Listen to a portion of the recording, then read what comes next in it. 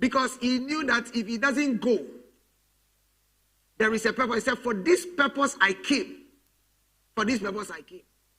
So he has to move from that place and move on.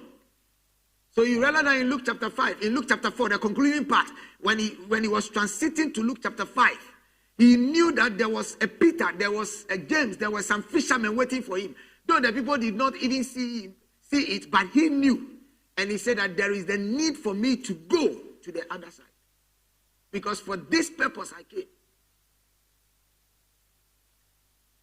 He said, I must preach the kingdom of God to the other cities also. Because for this purpose I have been sent. Do you know the purpose for which you have been sent? Luke chapter 4 verse 4. Do you know the purpose for which you have been sent? Most times, because we don't know the purpose for which we are doing what we are doing, the purpose for which we have been sent, we always drag our feet doing whatever we do. Mama, doing whatever we do, gets offended very easily by whatever we do. We don't go to work early.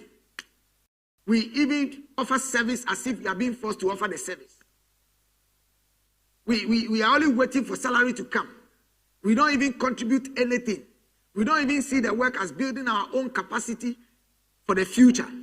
We think we are doing it for somebody and we do it anyhow. Because the truth of the matter is that we don't know the purpose for why we are where we are. Whenever you don't know the purpose for where you are, where we are, and doing what you are doing, you will definitely not be motivated. You will definitely abuse or do whatever you are doing anyhow. You do it anyhow. But Jesus knew. And every successful person knew his purpose. When Samson forgot about his purpose, his eyes were removed. Because he got a Delilah to take him away. Write in detail what you want to achieve in your entire life. For the next 12 months. For the next 30 days. And finally, write down 6 most important things you want to do every 20 days as your ideal daily success strategies. Then set your goals.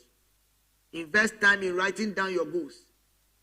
Permitting dreams of yesterday to die. Let them die. Let them die. Do not depend on others to understand your dreams and goals. Permanent decisions should not be made because of temporal feelings. Don't make permanent decisions because of temporal feelings. Avoid intimate relations with people who do not respect your dreams because it will discourage you. Ephesians 5:11. I said avoid intimate relationship with people who do not respect your dreams because they will discourage you. Ephesians 5:11. Ephesians 5:11 says that, and have no fellowship with the unfruitful work of darkness, but rather expose them. Have no fellowship with the unfruitful works of darkness, but rather expose. Anticipate changes in your goals. Always be conscious and embrace new expectations and relationships because they will emerge with time. Key number 14. Maintain the spirit of a finisher. Maintain the spirit of a finisher. A desire accomplished is sweet to the soul. Completion creates pleasure. Great men and women of time are finishers. Maintain the spirit of a finisher. A desire accomplished is sweet to the soul. Completion creates pleasure. Great men and women of time are finishers. I spoke about the Nelson Mandelas. I spoke about the Martin Luther King Jr. I spoke about the Mahatma Gandhis. I spoke about the Mother Teresa's. I spoke about the Florence Nightingales. And I can speak on speaking. They are all great achievers. They are great women and men who finish well. The Steve Bikos. You have to finish well. Whatever you begin, you have to finish. Paul said, I have run my race, finished my course. It is one thing to begin, it's another thing to finish. Jesus was a finisher. He followed through on his assignment until he restored the lost relation between God and man and became a bridge through which man can enter into the presence of God fearlessly. Apostle Paul was a finisher. He said, I have finished chapter 6 verse 14. An employer will rather pay and keep a team of committed staffs who knows how to finish a project than keep a non-finisher. I repeat, an employer will rather pay and keep a team of committed staffs who knows how to finish a project than keep a non-finisher. Start completing little things that might seem unnecessary to you. Write a thank you message to a friend. Make those phone calls that have been ignored if need be. Great historians or great people who have made history started from someone somewhere who was able to finish what he started. Embrace the spirit of a finisher today. Matthew 10:22 says, and you shall be hated of all men for my name's sake.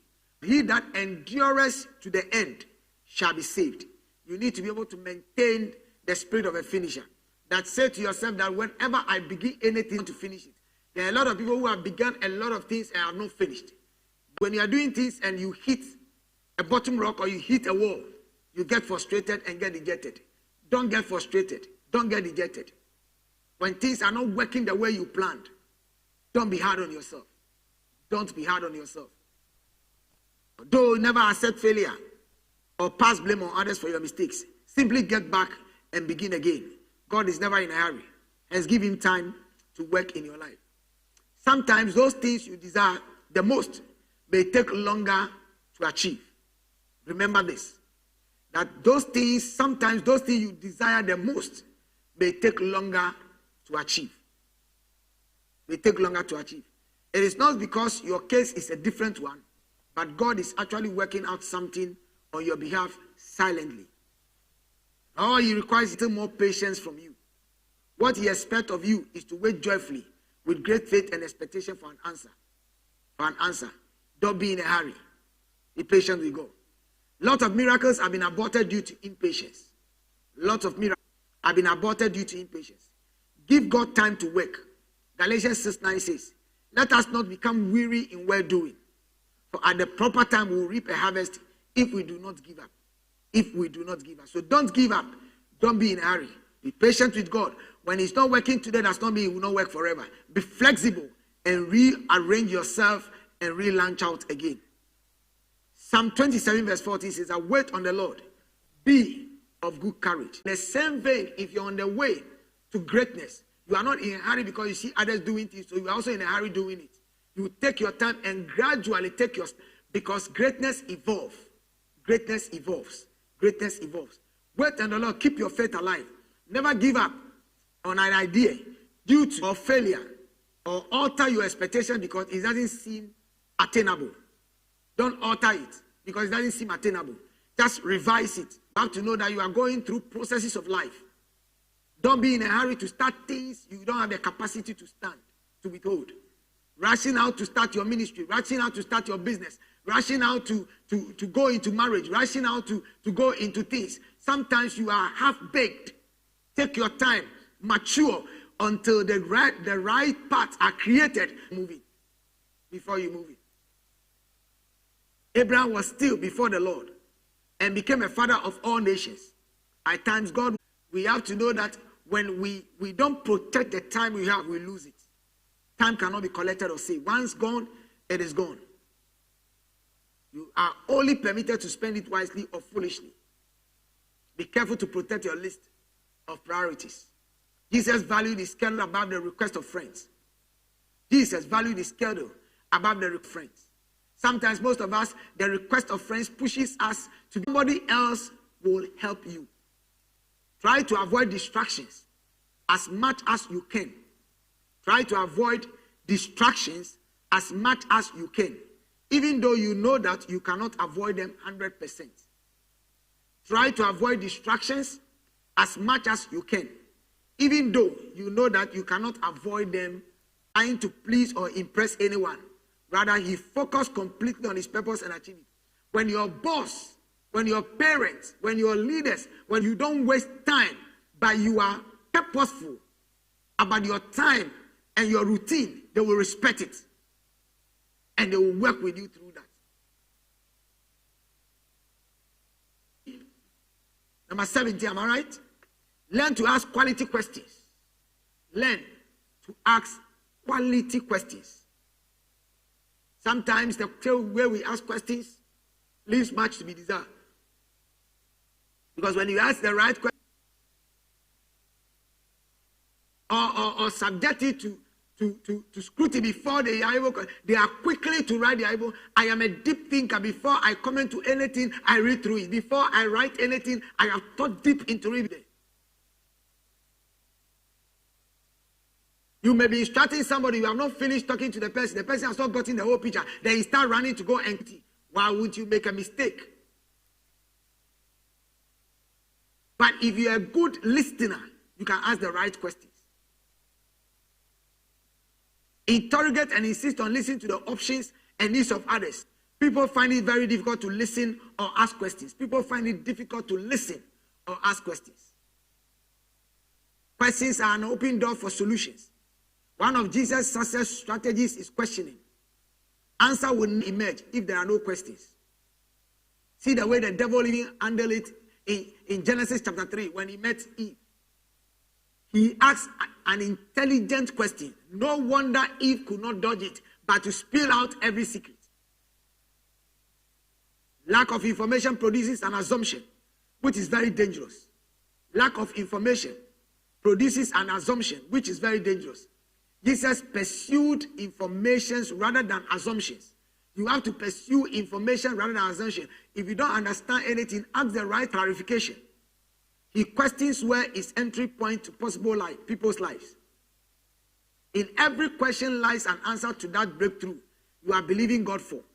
And every answer comes with an information in the form of a simple instruction that links you to your assignment. In John chapter 21, verse 5 to 6, Jesus said unto them, children, any meat.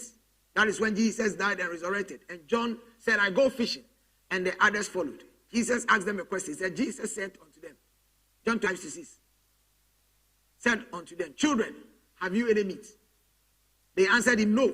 And he said unto them, cast the net on the right side of the ship, and you shall find. They cast therefore, and now they were not able to draw it for the multitude of fishes. Questions are commands. Questions reveal the needs of others. Questions reveal passion. Questions reveal doubt and fear. Questions are a seed for change. Questions are windows through which the intents of the mind and the heart are revealed. Make an effort to ask questions. Listen attentively to the answers, because in every answer lies a need that God has assigned to you to solve. Has assigned to you to solve. This is